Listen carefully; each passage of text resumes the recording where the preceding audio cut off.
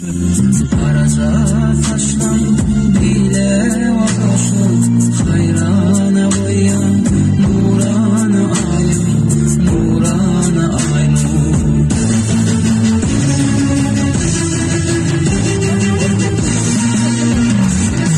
nurana ayım nurana ayım Ben Australia ngolu kan? Das. Yiyecek mi diyorum? Yok normal. Hoş yiyecek kadar. Yok. O iyi. İyi arka. Sen aytmak değil mi canım? Niren burgeri? Orijinal kan pizza. Orijinal var ya lan yana. Ne yaptın? Fizi mi? Yer. Yok sağ ol men. O iyi çıktı. Onu şöyle aydınma Öyle uyuyor. ne var? Aydınma uyuyor. Oturuyorsun lan. Sen ne algı mı? Burger onları mı uyar olup dur bir şey diyor. 2 saniye değil mi? Sonra var mı hadi?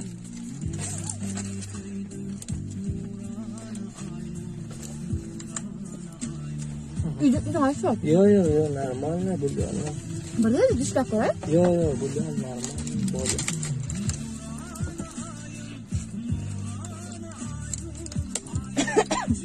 Nos.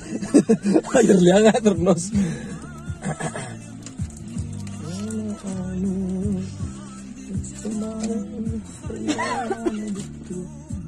Nos kıskanamok, hiç yeri kıskanamok. Arkayını, hiç yeri kıskanamok. Men sana bir şeyle cevabı kıskandım mı? Şeyle cevabı kıskandım mı? Arkayını basıyor. Oo. Diyorum. İkinci. Yine bir var. İkinci. Onu mena kazanayım senin iyiydin ha. Men kazanayım ha. Sen din aşk kazanıyordur böyle mi? Yo. İkisane kalıp o birine doyansın ha. Men doyan ha birine. Yo, pitiçkam seret zatta. İkoçudun bari var bir hasap bilen mi? Ne? 2, 4, 6. günler orijinal kan pizzada var ha. Burger. Bir burgerin bakasın 2 burger düşüyor. İkoçudun bir hasap neme ittiriyaz? Ha 2, 4, 6. gün 2 burgere bir burgerin pulunu vermen mi? Aa, 2 burgere bir burgerin pulunu vermen.